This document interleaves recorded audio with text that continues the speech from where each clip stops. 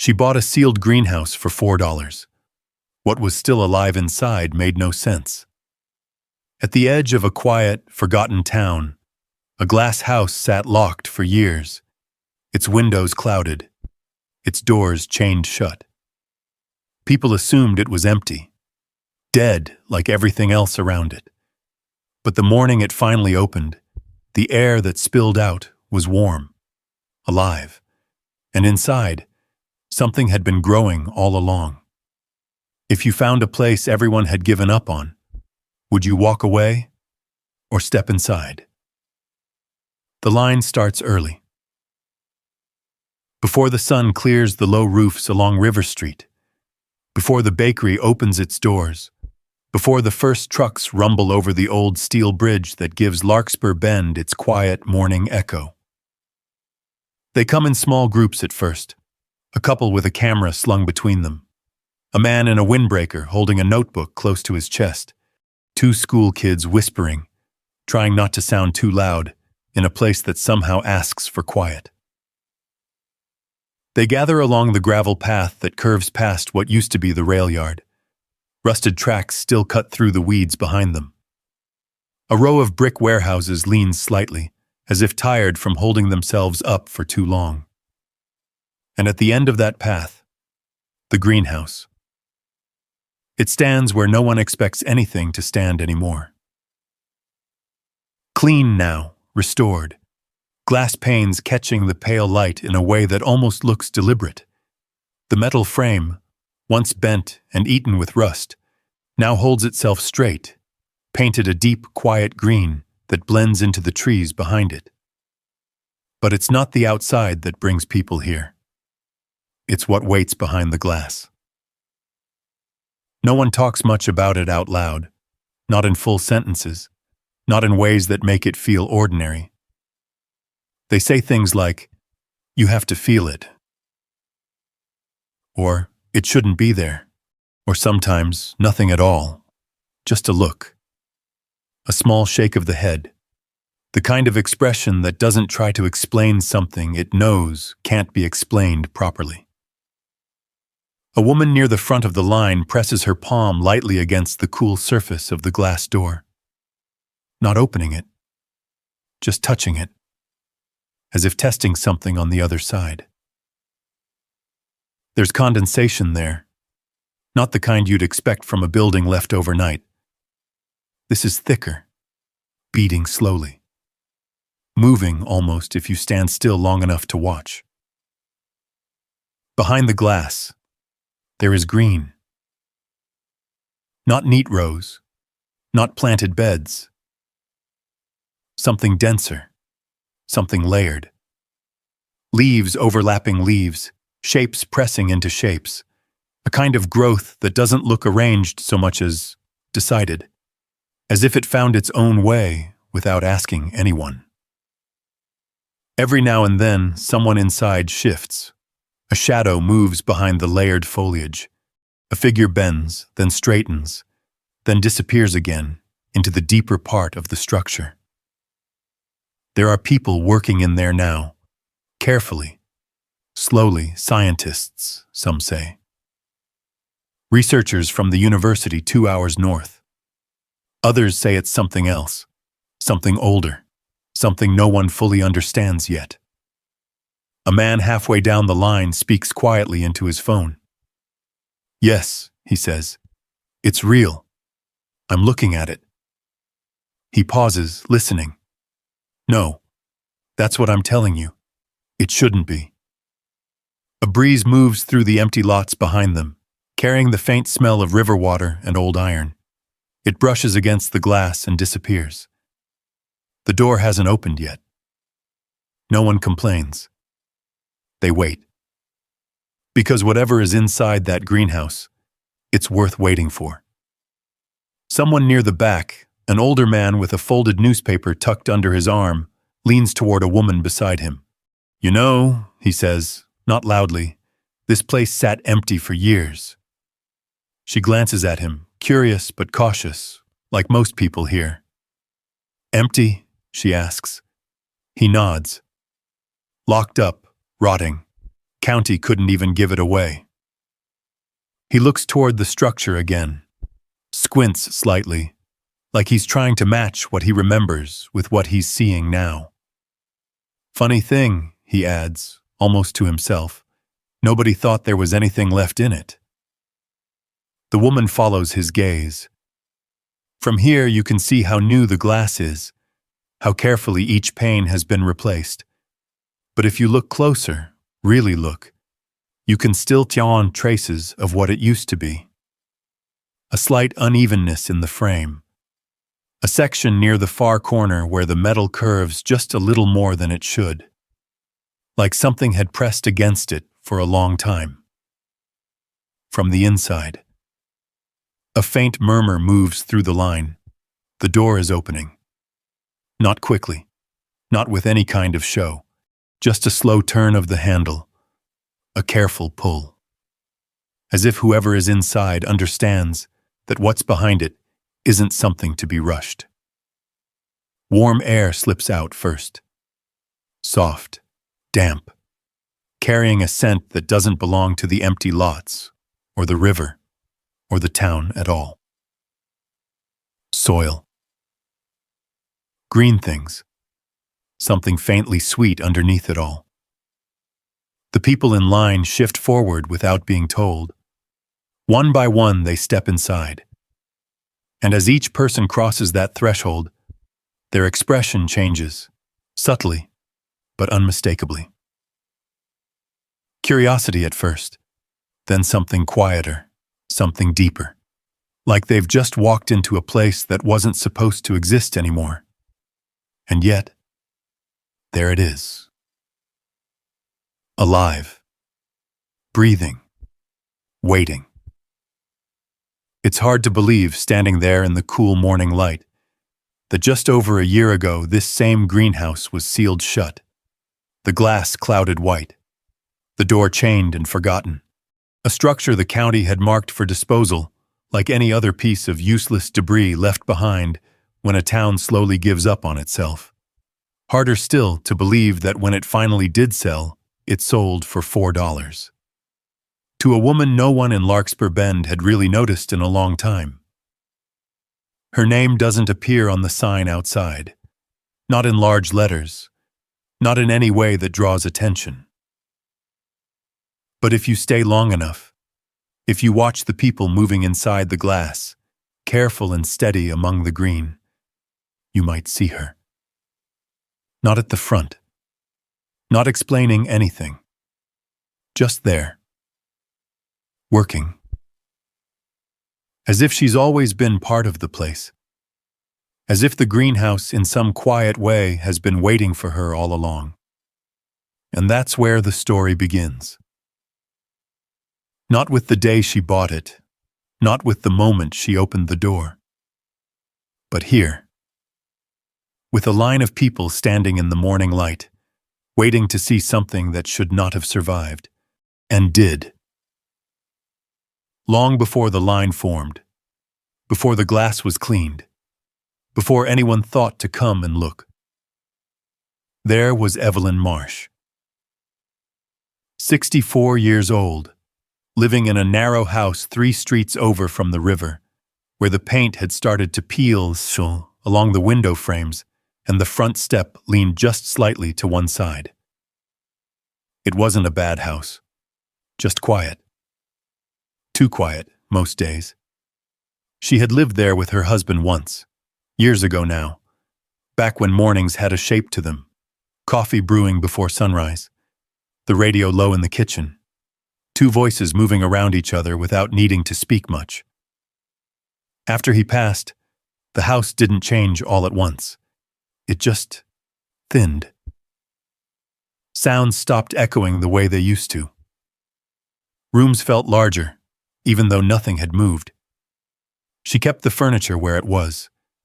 Didn't see the point in rearranging something that had already settled. Her son called when he could. Lived out in Colorado now. Worked long hours. His voice came through the phone steady, a little rushed. "You doing okay, Mom?" "I'm fine," she'd say. She always said that. He always believed her. It was easier that way. For most of her life, Evelyn had worked down at the municipal office, records department, a long room filled with metal cabinets and labeled drawers, the kind that slid open with a dull, familiar weight. Birth certificates, property deeds, old permits no one had looked at in decades. She knew where everything was, or at least, she used to. 37 years she sat behind that desk. Quiet work, careful work, the kind that didn't draw attention but held things together all the same. When the city modernized, they called it, digitized everything, brought in new systems, new people, younger ones. They gave her a letter one Friday afternoon, not unkind, not rushed, just final. Early retirement package, a handshake, a box for her things. Someone from HR smiled at her across the desk and said, "You've done more than enough, Evelyn. Time to enjoy yourself." She nodded, took the envelope, carried the box out to her car. Inside it, a stapler, a few pens, a framed photograph of her husband in a fishing hat, squinting into the sun, and a stack of old index cards she hadn't meant to keep, but couldn't quite bring herself to leave behind. She placed the box on the passenger seat and sat there for a long time before turning the key. The next Monday came anyway. But there was nowhere she needed to be. At first, she tried to fill the space. She made lists. Small ones. Things to clean. Things to fix. Meals to cook. She followed them carefully for a while, checked each item off in neat, straight lines. But the lists got shorter. Then they stopped. The days stretched out. Morning came slower. Afternoon passed without much notice. Evening settled in early, even in summer. The television stayed on more often than she watched it, just for the sound. Sometimes she'd stand in the kitchen and forget what she'd come in there for, not in a frightening way, just blank. Like a page waiting for something to be written on it. Neighbors still saw her. At the grocery store, at the pharmacy. "Morning, Evelyn." "Morning." "How you holding up?" "I'm fine." She said it easily, without thinking. It had become a kind of habit, a small, polished answer she could offer without opening anything else. No one pushed past it. Why would they? She didn't look like someone in trouble. She paid her bills, kept her yard trimmed, put out her trash on the right day. From the outside, everything was in order. That was the thing about it. Nothing had gone wrong, not in a way you could point to, no single moment, no sharp break. Just a quiet fading of purpose. She woke up each morning with no one waiting, no task that required her hands, no place that needed her to remember where things belonged. And over time, she stopped reaching for anything new. Not because she couldn't, because she didn't see the use. On some afternoons, she would sit by the front window with a cup of coffee gone cold in her hands and watch the street. Cars passed. A dog barked somewhere down the block. A delivery truck idled, then moved on. The world continued, steady and complete, without asking anything of her. She didn't resent it. That wasn't quite the feeling. It was softer than that. Quieter. Like standing in a room after everyone else has left and realizing you're not sure when the conversation ended. There were moments, small ones, when something stirred. A memory of the records room. The way she used to pull a file without looking, just by instinct. The satisfaction of finding something horse else could. But the feeling never stayed. It slipped away before she could follow it. Even the house had begun to reflect it. Dust gathered in corners she didn't notice right away. The back room stayed closed more often than not. A plant on the windowsill dried out, leaf by leaf, until she finally threw it away without much thought. She told herself she preferred it this way. Less to manage, less to worry about. And most days, she believed it. Or at least, she didn't argue with it. It wasn't until the walk started that something shifted. Not all at once. Just a habit at first. She needed something to fill the afternoons, something that didn't require planning. So she began stepping out after lunch, following the same few streets, then slowly widening the path. Past the small park with the rusted swing set, past the shuttered diner that still had a faded open sign in the window, and eventually, toward the edge of town, where the road thinned, where the buildings gave way to open lots and old industrial ground no one had touched in years.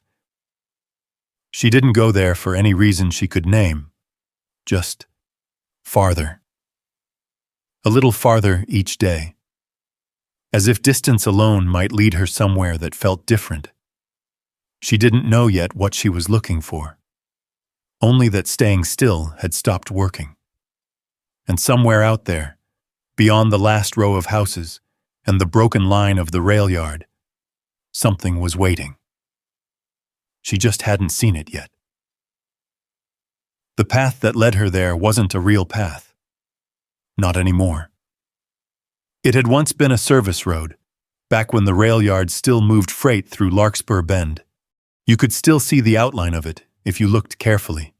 2 faint tracks pressed into the dirt, weeds growing thick between them, gravel pushed aside by years of neglect. Evelyn followed it without deciding to. It felt like the kind of place no one would notice her walking through. That mattered more than she expected. The further she went, the quieter it became. The town's sounds faded first. No more passing cars, no voices, just the wind moving through broken structures and the distant creak of something metal shifting where it shouldn't. She walked past the last row of abandoned warehouses, their windows boarded or shattered, their doors hanging open just enough to suggest someone might have gone in or out. She didn't stop. She wasn't looking for anything specific. But she kept going. Then she saw it. At first, it didn't stand out. Just another shape behind the overgrowth. Something glass. Something framed in metal. Partially hidden by a fence that leaned inward, its chain links slack and rusted at the corners. Weeds had climbed through it, wrapping themselves around the wires as if the boundary no longer mattered. Evelyn slowed. There was something about the structure that didn't fit with the rest of the place. The warehouses had collapsed in on themselves. Roofs caved, walls split. Everything looked like it had given up. But this, it was still standing. Barely. But standing. She stepped closer to the fence, brushing aside a branch that scratched lightly against her sleeve. The glass was hard to see through, not because it was broken, but because it was coated. A dull, pale film clung to every panel, as if years of dust and moisture had layered themselves into something permanent. Still, there were places where the coating had thinned. Small patches. And in those patches, condensation. Evelyn frowned slightly. It didn't make sense. There hadn't been rain. Not recently. The air that morning had been cool, almost dry. Nothing about the weather explained moisture gathering like that, thick and uneven across the glass. She stepped closer. One hand rested against the fence. The metal was cold under her palm. She leaned forward just enough to look through one of the clearer spots. At first, she saw nothing. Just dimness. A kind of green-black shadow that didn't reflect the outside light the way empty space should. She shifted slightly, angling her head. For a moment, she thought she saw movement. Not fast, not distinct, just a change in tone, a subtle shift deeper in the structure, like something adjusting itself out of sight. Evelyn pulled back. She stood there for a while, not moving, listening. The place had its own sound. Not silence exactly. Something softer. A faint drip, maybe, or the suggestion of one. Like water finding its way somewhere it had been traveling for a long time. She looked at the door next. Set into the side of the structure. Metal. Thick. Once painted, though most of that had peeled away.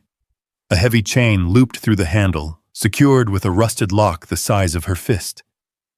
It had been shut for a long time. That much was clear. No footprints near it. No sign anyone had tried to force it open. And yet, that condensation, those streaks. She noticed them more clearly now. Lines running down from certain points on the glass.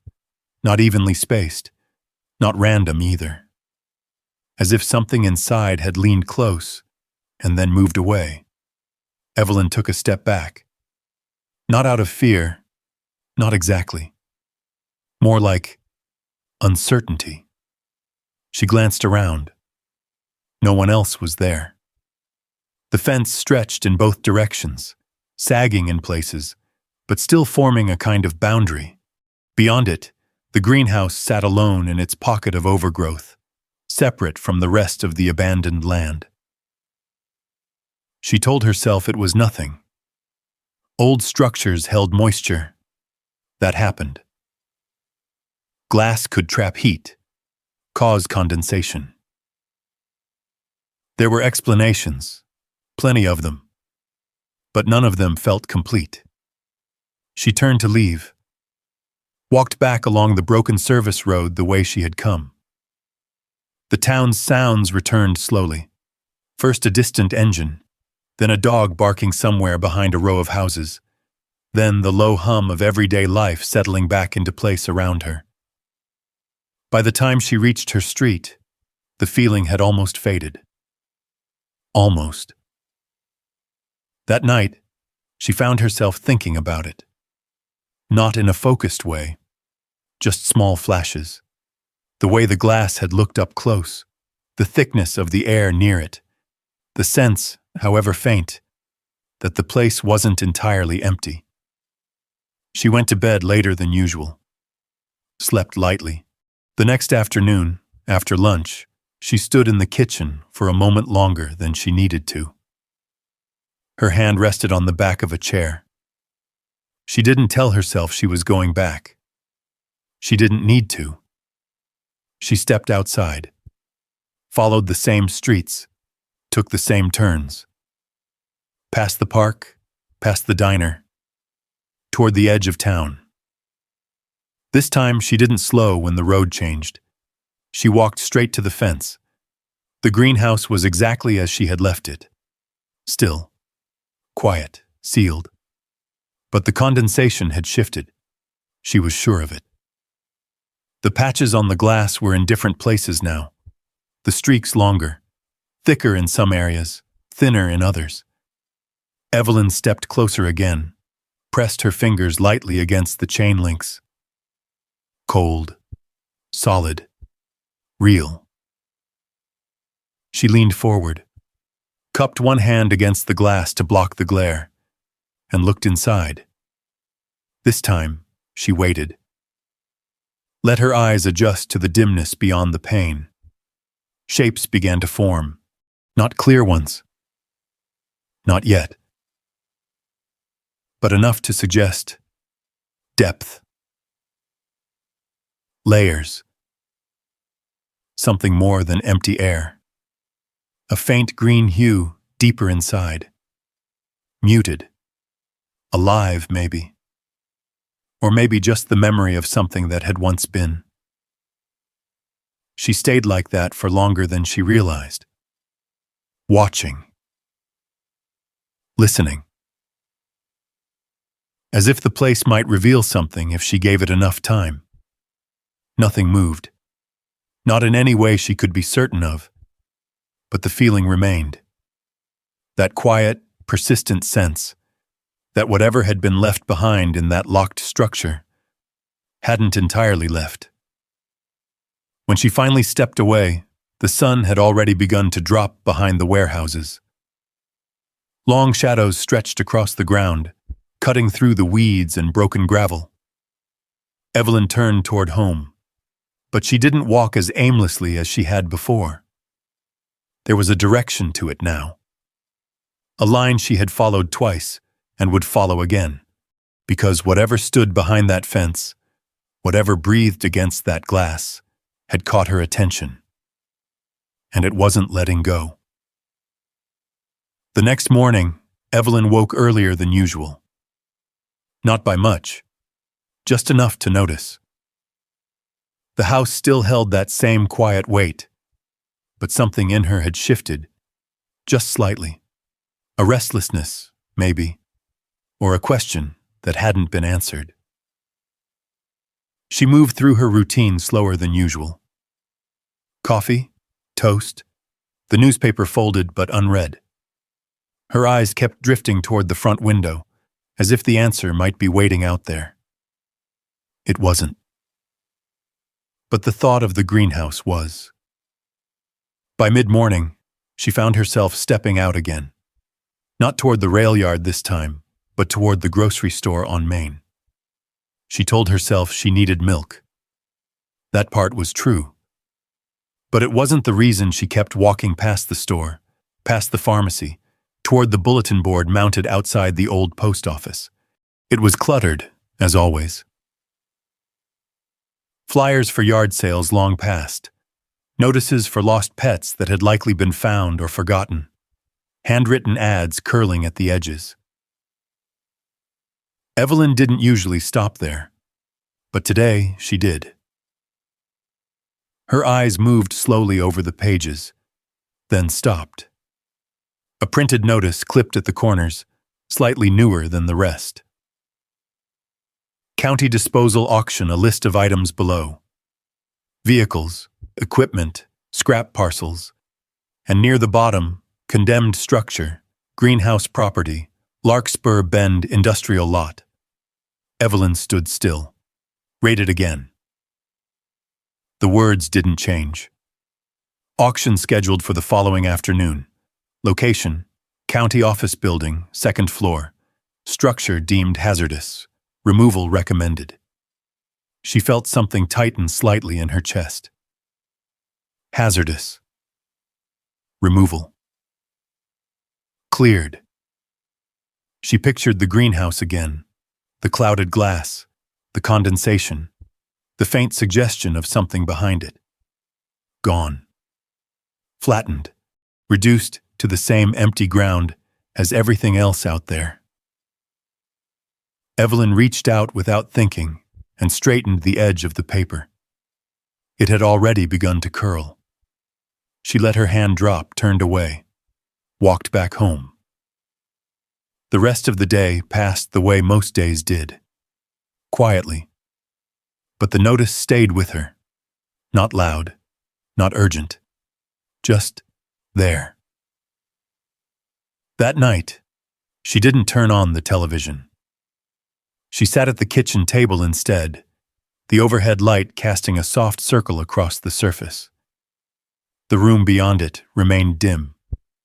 She folded and unfolded a napkin without realizing she was doing it. At some point, she stood up and moved to the drawer by the sink. Pulled it open. Inside, beneath a stack of old receipts and rubber bands, was a small envelope. She took it out, counted the bills inside. Not much. A few ones, some change. $4 and some coins. She stared at it for a moment longer than she needed to, then set it back in the drawer. Closed it. The next afternoon, the county office building looked exactly as it always had. Flat, functional, a place people went because they had to. Evelyn climbed the stairs slowly, one hand on the rail. She hadn't decided anything. Not really. She told herself she was just going to look. Second floor. A small room with folding chairs set in uneven rows. A table at the front where a man in a county badge shuffled papers without much interest. A few people were already there. A man in work boots flipping through the auction list. Another leaning back in his chair, arms crossed, scanning the room with mild boredom. Evelyn slipped into a seat near the back. No one paid her any attention. That was familiar. The auction moved quickly. Vehicles first. A truck that barely ran. Some old equipment. Numbers called. Small bids exchanged. A few quiet nods. Then the parcels. Land. Scrap. Things no one particularly wanted, but someone might find a use for. Evelyn sat still, hands folded in her lap. The greenhouse came up near the end. The man at the front cleared his throat. Next item. Industrial lot structure, designated greenhouse, condemned, hazard status, removal required. He glanced up briefly. Opening bid? Silence. The man in work boots didn't look up. The one with his arms crossed shifted slightly but said nothing. The room felt smaller for a moment, like the air had settled. Evelyn didn't move, didn't plan to. The man at the front waited, looked down at his papers again. Any bid at all? He asked, without much expectation. There was a pause. Not long, but long enough. And in that space, Evelyn heard her own voice. $4. It didn't sound loud, but it carried. The man at the front looked up. So did the others. A few heads turned, not sharply, not with judgment, more with curiosity. Evelyn felt the attention, faint but noticeable. She didn't shrink from it, didn't explain. She just sat there. The man at the front squinted slightly, as if making sure he had heard correctly. 4? He repeated. Evelyn nodded once. A small movement. Enough. The man in work boots glanced back at her, then toward the front again, considered something, then looked away. No one spoke. No one raised a higher bid. The man at the front tapped his pen against the table. Any other bids? He asked. Nothing. He nodded to himself, wrote something down. Sold. $4. Just like that. No gavel, no ceremony, just ink on paper. Evelyn sat still for a moment longer, then stood. Walked to the front when her name was called, signed where they pointed. The pen felt heavier than it should have. The man slid a small envelope across the table toward her. Inside, a key. Old, iron. Cold against her palm. You'll need to clear it, he said, almost as an afterthought. Structure's not safe. Evelyn nodded. She didn't argue. Didn't say she wouldn't. She stepped back. Left the room. The hallway felt longer on the way out. The stairs quieter. Outside, the light had shifted toward late afternoon. The town moved on around her. Cars passed. A door opened somewhere down the block. Nothing had changed. And yet, Evelyn stood there for a moment on the sidewalk, the envelope still in her hand. She opened it again. Looked at the key. Turned it slightly between her fingers. It was heavier than it looked. Worn smooth in places. Used once. A long time ago. She closed her hand around it. Not tightly.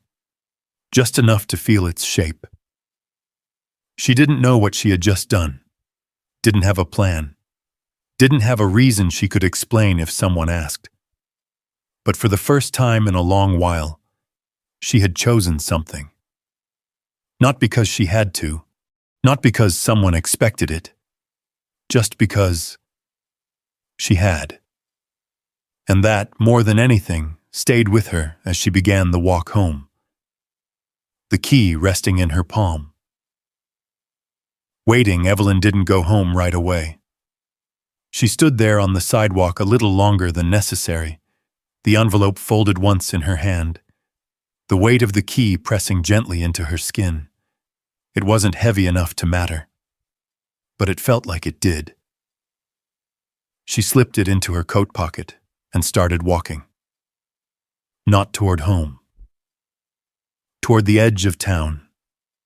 The same route, the same turns, past the quiet park, past the empty diner, past the last row of houses where the sidewalks thinned and the pavement cracked into patches of gravel. This time she didn't hesitate at the boundary. She walked straight through. The air changed as she moved deeper into the industrial lot. It always did. Cooler in some places, warmer in others, as if the ground itself held pockets of different temperatures. The wind moved differently out here too. Less direction, more drift. By the time she reached the fence, the greenhouse stood exactly as it had the day before. Clouded glass. Rust along the frame. Overgrowth pressing in from every side. Still, but not empty. Evelyn stepped up to the gate. It sagged slightly when she touched it. The hinge gave a low, tired creak as she pushed it open just enough to slip through. No resistance. No one had bothered to secure it. Inside the fence, the ground felt softer, less compact, slightly damp underfoot. She moved closer to the door. Up close, it looked worse. The metal had warped slightly over time, the frame no longer perfectly aligned. The chain was looped twice through the handle, pulled tight. The lock hung at an angle, thick with rust, its edges worn smooth where hands had once gripped it again and again. Evelyn reached into her pocket. Paused. For a moment, she simply stood there, the key between her fingers. She wasn't afraid. Not exactly. But there was a sense, quiet, steady, that something would change once the door opened, that whatever waited inside would no longer be something she could walk away from as easily. She slid the key into the lock. It didn't fit at first. Not cleanly. She adjusted her grip, turned it slightly. The metal scraped. A dull, grinding sound, like something long unused trying to remember how to move. She pressed a little harder. The key shifted. Then, slowly, the lock gave. A small, heavy click. The sound seemed louder than it should have been. Evelyn held still for a second, listening. Nothing answered. She unlooped the chain, letting it fall gently against the door. It landed with a soft clatter that echoed faintly against the glass panels. Her hand rested on the handle. Cold. She pulled. At first, nothing happened. The door had settled into the frame over time, swollen slightly, pressed in place by years of weather and neglect. Evelyn leaned her shoulder against it. Pushed.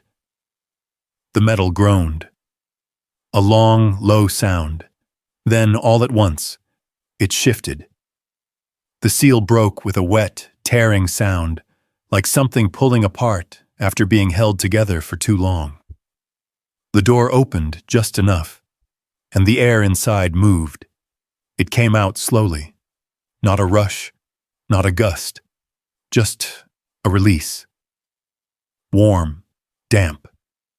It touched her face before she could step back. Evelyn froze. The temperature difference was immediate, Outside, the air had been cool, edged with the late afternoon chill. Inside, it was different.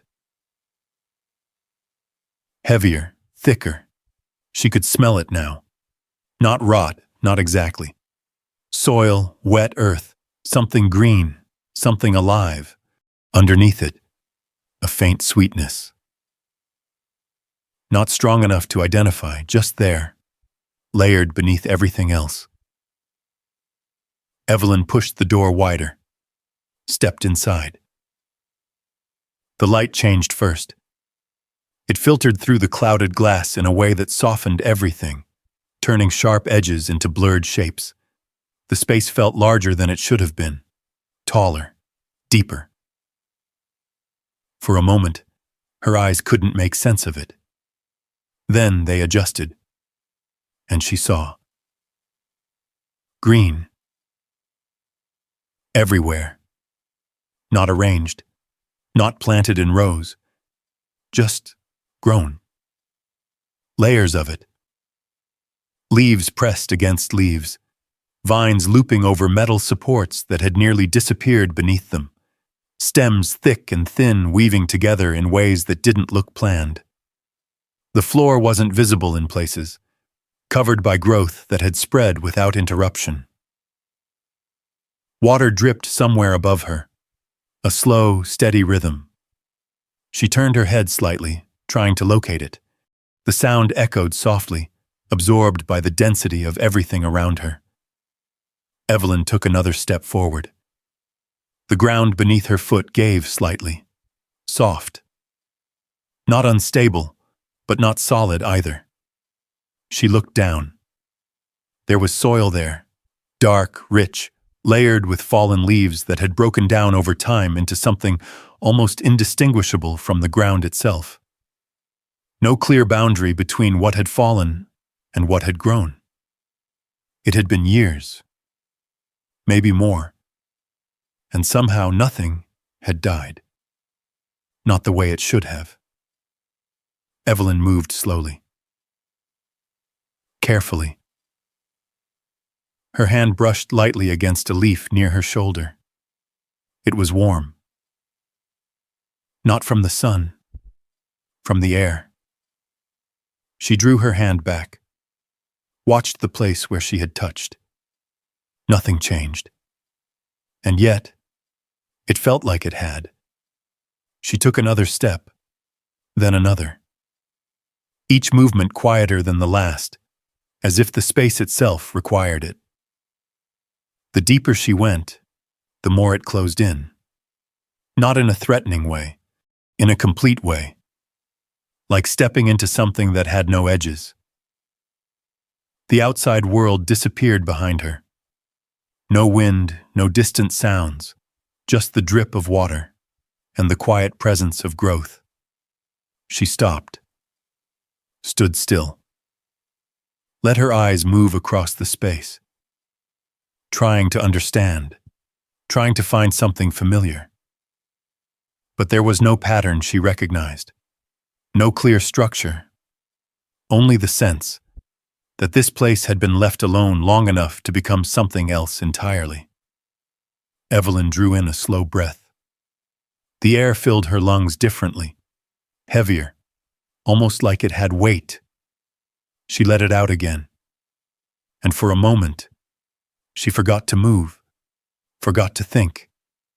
She just stood there. Inside something that shouldn't have survived. Inside something that had. And though she didn't yet understand how or why, she knew one thing with certainty. This was no ordinary ruin, and whatever had happened here had happened without anyone watching. Until now. Evelyn didn't stay long that first time. Not because she wanted to leave, because she didn't yet know how to stay. There's a difference. She backed out slowly, careful not to brush too much against the leaves, as if she were stepping out of a place that might notice if she moved too quickly. The door closed behind her with that same heavy, damp sound, sealing the air back inside. She stood there for a moment on the other side, breathing the cooler air, letting the outside world settle back around her. Then she looped the chain loosely through the handle, not locked, not tight, just enough to rest it in place, and walked home. That night, she didn't sleep well, not in the usual way. It wasn't restlessness. It was activity. Her mind moving in small, quiet loops, the way the condensation had gathered, the warmth of the air, the density of the growth, details she hadn't paid attention to in years, because there had been nothing that needed that kind of attention, rose up again, uninvited but steady. By morning, she already knew she was going back. This time she came prepared. Not with tools, not yet. Just a small notebook. One she found at the back of a drawer, its pages still mostly blank. And a pen. She entered the greenhouse more carefully the second time. Not because she was afraid. Because she was looking. Really looking. The difference showed immediately. The first time, everything had felt like one continuous mass. Now, she began to see edges, subtle ones, variations in color. Some leaves darker, others lighter, almost translucent where the filtered light passed through them. She stepped along the same path she had taken before, or what she thought had been a path. It wasn't marked. But there was a slight difference in the ground. A compression. Barely noticeable, as if something had moved through here more than once. She paused, looked down. The soil in that narrow line was firmer, not dry but less disturbed. Evelyn crouched slowly, ran her fingers just above the surface without touching it. There were small indentations. Not footprints. Nothing shaped like a shoe or a boot.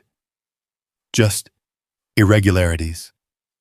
Patterns that suggested movement. Repeated. She straightened.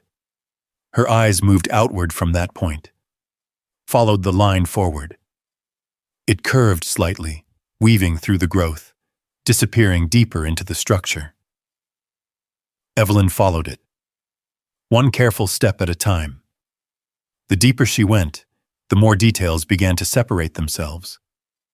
The glass panels along one side, partially visible through the leaves, were clearer than the others. Not clean, but less clouded, as if something inside had kept them that way.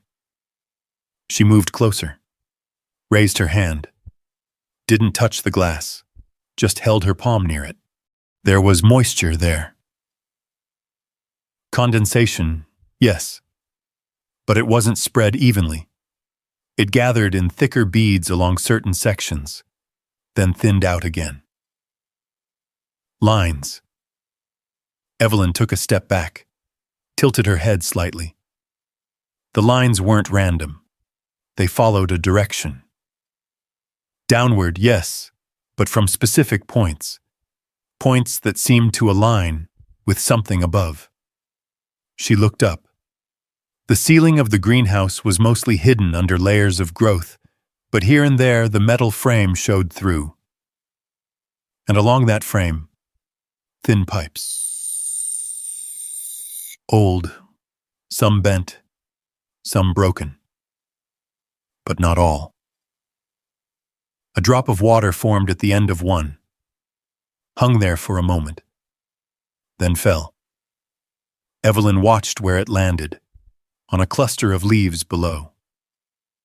The leaves were darker than the others, healthier. She moved her gaze outward. Another pipe, another drop, another cluster. The same pattern. Her breath slowed, not from tension, from focus. She stepped closer to the wall, followed the line of pipes as far as she could see them, then back down again, tracing the paths where water must have traveled. Some of the channels on the ground were still faintly visible, shallow grooves in the soil. Not obvious, but there. Evelyn knelt again. This time she touched the ground. Her fingers pressed lightly into the earth. It was damp. Not wet. Not dry. Balanced. She sat back on her heels for a moment, looking around. This wasn't random growth. It wasn't chaos. It just wasn't organized in a way she recognized immediately. She opened the notebook, wrote a few words. Waterlines. Still active? The question mark stayed there.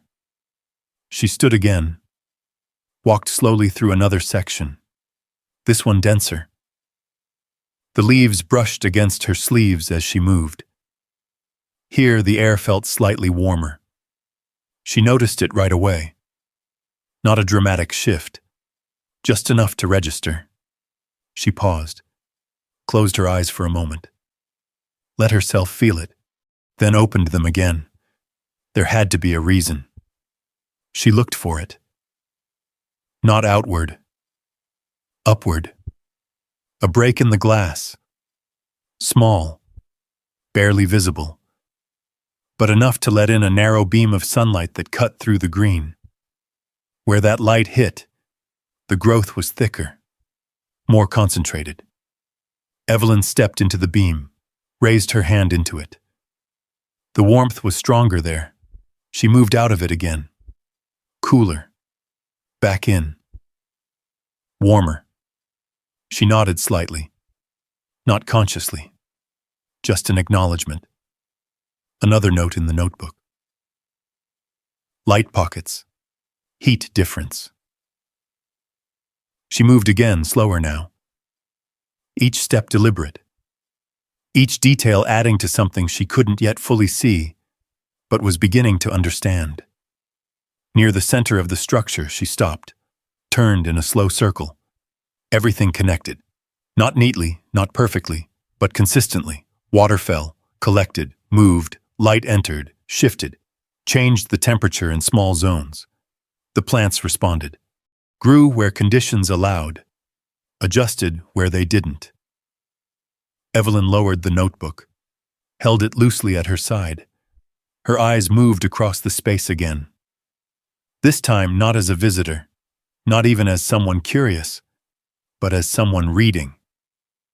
The way she used to read records, looking for patterns, connections, what belonged where, what didn't. And slowly, very slowly, the picture began to form. This place wasn't surviving by chance. It wasn't holding on. It was functioning, not as it had been built, but as it had become. A system. Closed, contained, using what it had, reusing it, again and again. Evelyn stood there for a long time after that realization. Not moving, not writing, just seeing. For the first time in years, something in front of her required attention. Real attention. The kind that asked questions and waited for answers. The kind that didn't rush. The kind that stayed. And she did. Long enough that the light shifted. Long enough that the air changed slightly around her. Long enough that the quiet of the place began to feel familiar. When she finally left that day, the notebook was no longer empty, and neither was her mind. There was more here, more than she had seen, more than she understood. But now, she knew where to look, and she was going to keep looking. The next few days settled into a rhythm. Morning, coffee, a quiet house that no longer held her in place. Then the walk. Same path, same turns, but now it wasn't aimless. There was a destination. Evelyn began arriving earlier each time. The light mattered. She had noticed that already. How it slipped through different sections of the glass. How it shifted the air. Changed the way the plants leaned, stretched, thickened. So she paid attention to it. She started bringing more with her. The notebook, always. A second pen. An old canvas bag with a pair of gloves she hadn't used in years. She didn't tell anyone where she was going. There was no one to tell. Inside the greenhouse, the path she had begun to trace became clearer. Not marked, but present. A narrow way through the density, where the growth seemed slightly parted, slightly less resistant. Evelyn moved slowly, careful not to disturb more than she had to. Each day, she pushed a little farther. And each day, the place revealed something new. She noticed how certain sections grew thicker, where the air felt stiller. How others thinned near the edges, where drafts slipped in through cracked seams in the glass. She noticed the smell changing. Subtle differences, some areas sharper, others softer. A faint sweetness in certain corners that hadn't been there before. Or maybe it had. And she had only just begun to notice. She wrote everything down. Not in long sentences. Just fragments. Moisture heavier near center. Light doesn't reach fully past midline. Growth denser where air trapped. The more she observed, the more the outer layers began to make sense, which meant there had to be something at the center. Not just physically. Functionally. Something that held the system together. That idea stayed with her. Quiet, persistent. So she followed it. On the fourth day, she brought a small pair of pruning shears. Old. Found in a drawer at home. The metal had dulled, but they still worked. She hesitated before using them. Stood in the greenhouse, the tool in her hand, looking at the thick growth in front of her. It felt wrong at first, to cut into something that had managed to survive this long without her. But the path she had been following had narrowed, closed in. The center was there. She could feel it, just beyond the layer she couldn't pass. Evelyn raised the shears, paused, then made a single cut. The sound was soft, a clean, quiet snip. A vine loosened slightly. She stepped forward. Another cut. Not much. Just enough. She wasn't clearing. She wasn't removing. She was making space. Carefully, lowly. The work took time. She didn't rush it. Each movement measured, each cut small, as if she were asking permission rather than taking it. The air grew warmer the deeper she went. Not dramatically, but steadily. She could feel it against her skin. A heavier warmth, more contained. The light dimmed too, filtered through thicker layers above. The green around her deepened. Less variation, more density. At one point, she stopped, stood still, listened. The dripping sound had changed. Not louder, closer, more frequent. Evelyn moved toward it, pushed one last branch aside. And then, she saw it. At first, it didn't register. Her eyes needed a moment to adjust. Because what stood in front of her didn't belong to the rest of the structure. It was separate. A second enclosure, glass within glass. The outer greenhouse had been overtaken, swallowed. But this part remained intact. Mostly. The panels were clearer here, not perfectly clean, but visible. The frame stood straight, untouched by the collapse that had taken everything else. Evelyn stepped closer slowly. Her reflection appeared faintly in the glass. Behind it, something else. She raised her hand, not touching yet, just close enough to block the light, and looked inside. The air within that inner space was different. She could tell even without opening it. Stiller, more controlled. And inside, the plants were not tangled, not wild. They were arranged, not in rows, not in neat lines, but in a pattern that held shape. A cluster, centered. Roots visible through sections of the soil, intertwined, layered, connected. Leaves that didn't match the others she had seen. Smoother, paler in some areas, darker in others. And the way they grew, not outward, not searching, but inward, toward each other. As if the system there wasn't just surviving. It was cooperating. Evelyn's breath slowed. She leaned in closer. There was something else. A faint glow. Not light exactly. More like reflection. A softness in the way the leaves held what little light reached them. She stepped back slightly. Took in the full shape. The enclosure wasn't large, but it was precise. Deliberate. This hadn't happened by accident. She knew that immediately. Whatever the outer greenhouse had become, this part had been something else from the start. Evelyn turned, looked back at the path she had made, at the layers she had passed through, then back at the enclosure. Her mind began to connect things. The pipes, the water flow, the heat pockets, the way everything seemed to cycle. But here, it was contained. Focused. She stepped around the enclosure slowly, examining it from different angles, looking for an opening. There. A small access door, built into the side. Closed. Sealed, but not chained, not locked the way the outer door had been. Evelyn stood in front of it.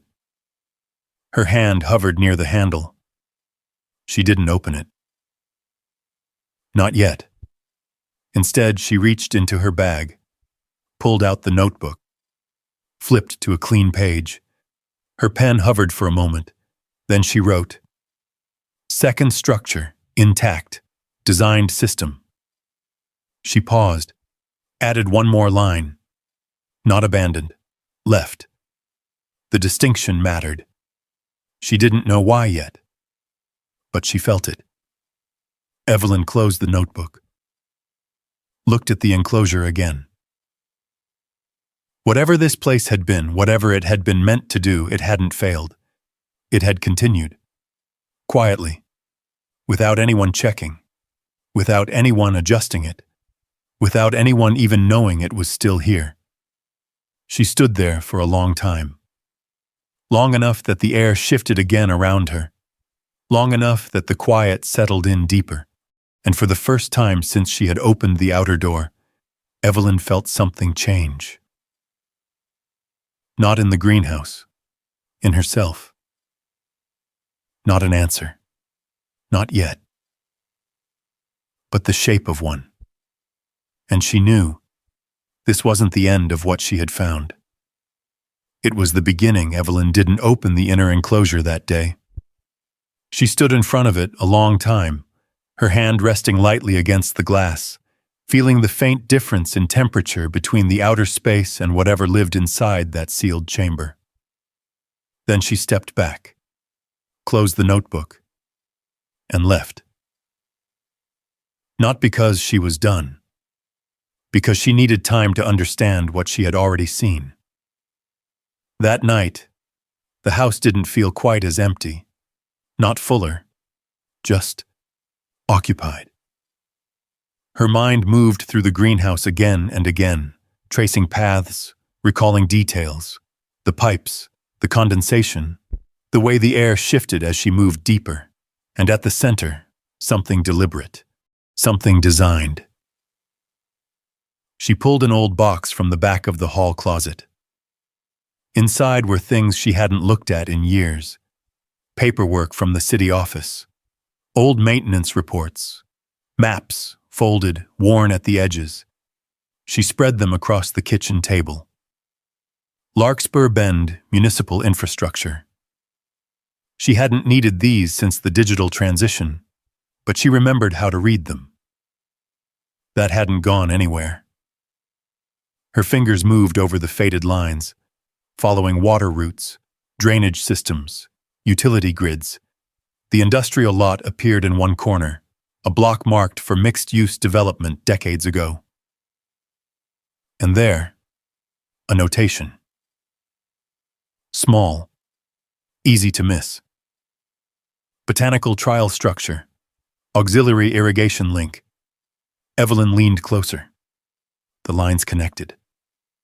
A secondary water feed once ran beneath that lot, tied into an older filtration system near the river. She flipped to another map, then another, pieced them together. The greenhouse hadn't been just a greenhouse. It had been part of something else. An experiment. That thought stayed with her as she went back the next morning. The walk felt shorter now, not because the distance had changed, because her mind was already there. Inside, the greenhouse greeted her the same way. Warm, still, alive. But this time she moved with purpose, past the outer growth, through the narrow path she had made, toward the center. She stopped in front of the inner enclosure again, looked at it longer, then reached for the handle. It didn't open easily.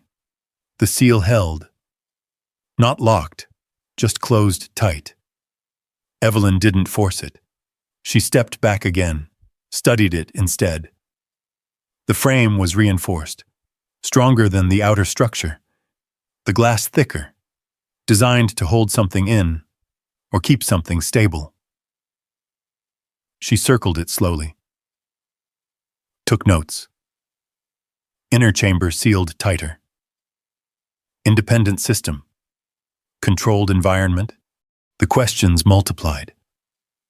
But the answers, they were coming. Just slowly. That afternoon, as she stepped back out into the open air, something felt different. Not inside the greenhouse. Outside. She paused just beyond the fence, looked around. The lot stretched quiet as always, the same broken ground, the same distant buildings leaning into themselves. But there, near the edge of the fence line, tracks.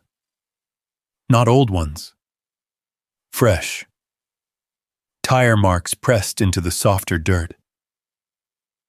Evelyn stepped closer, examined them. Wide tires. Not from a regular car. Something heavier. She hadn't seen them before. She turned her head slowly, scanning the area. Nothing moved. No one there. Just the wind shifting through the broken structures. She said nothing. But the feeling changed. Not fear. Not yet. Just awareness. The next day, someone came. Evelyn saw the car before she reached the fence, parked just off the service road. Clean, out of place. Dark paint reflecting the light in a way that didn't belong in that part of town. A man stood beside it, not inside the fence, waiting. He noticed her as she approached, straightened slightly, smiled, polite, measured. "Morning," he said. Evelyn stopped a few steps away. "Morning." His eyes moved briefly toward the greenhouse, then back to her. "You're Ms. Marsh, I assume." It wasn't a question. She didn't answer right away. He took a step forward, but not too close. "Calvin Rourke," he said, offering a hand. She didn't take it. He didn't seem offended, just lowered it again. "I've been trying to track down who acquired this property," he continued. "Didn't expect to find someone so local." Evelyn looked past him toward the greenhouse, then back again. "What do you want?" she asked. No sharpness in her voice, just direct. Rourke smiled slightly. "I'd like to help," he said. He said it easily, like he meant it, but something in the way he stood, too relaxed, too certain, didn't match the words. "I represent a group that specializes in environmental systems," he continued. "We're very interested in what's happening here." Evelyn said nothing. He took that as permission to go on. "What you have here, if I'm understanding correctly, isn't just an abandoned structure. It's a functioning closed-loop ecosystem, self-sustaining, possibly for years." He glanced toward the glass again. "Decades, maybe." Evelyn felt something tighten, just slightly. Not because of what he said, because of how quickly he said it. "How do you know that?" she asked. Rourke's smile didn't change. "We keep an eye on things like this," he said. "Unusual developments, independent systems, especially ones that weren't supposed to succeed." He paused. "Let that sit. Which is why I came." Evelyn folded her arms lightly. Waited. "I'd like to make you an offer," he said. There it was. Clear, simple. Expected, somehow. "You've done the hard part," he continued. "You found it. You opened it. That matters. But maintaining something like this, understanding it fully, that requires resources, equipment, a team." He stepped slightly closer, lowering his voice just a bit. "I can take that burden off your hands." Evelyn looked at him. Really looked this time. His clothes were clean, well-fitted, his shoes untouched by the dust around them. Everything about him suggested control, intention. He wasn't guessing. He knew exactly what he was looking at. And in return, he added, "You'd be compensated, generously." He let the word hang there, didn't rush to fill the silence. Evelyn didn't ask how much, didn't ask for details. She turned her head slightly, looking through the fence at the greenhouse, at the clouded glass, at the place she had walked into alone, and then back at him. "I'm not selling it," she said. The words came out steady, not loud, not forceful, just finished. Rourke's smile held, but something behind it shifted. Not surprise. Adjustment. "I don't think you understand what you have yet," he said calmly. Evelyn didn't respond. "This isn't just a curiosity," he continued. "This could be replicated, expanded, used in ways that go far beyond this town." He gestured lightly toward the structure.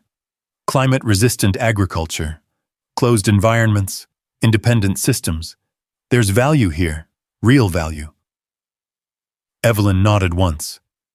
"I know," she said. And she did. Not the full scope. Not yet. But enough. Rourke studied her for a moment longer, then exhaled quietly.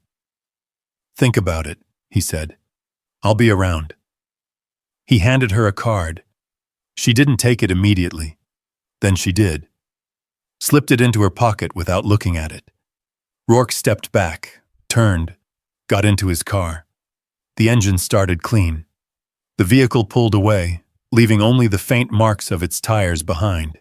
Evelyn stood there for a long moment after he was gone. Then she turned, walked back to the fence, and stepped inside. The greenhouse air met her again. Warm, steady, unchanged. But now, there was something else in it, something new, not coming from the plants, from outside. Pressure, not loud, not immediate, but there. And it wasn't going away. Evelyn stood in the doorway, the warm air settling around her again, as if the greenhouse had never been interrupted. Inside, nothing had changed. The same quiet drip, the same slow breathing of leaves layered over leaves, the same hidden order holding everything together without asking for permission. She walked back to the center, to the inner glass, to the place that had kept going long after it was forgotten. She didn't open it. Not yet. Instead, she rested her hand against the glass and just stood there, feeling the faint warmth beneath her palm. For years, she had done everything right, followed the rules, stayed where she was needed, kept things in order so nothing would fall apart. And still, she had been set aside when she was no longer required. This place hadn't done that.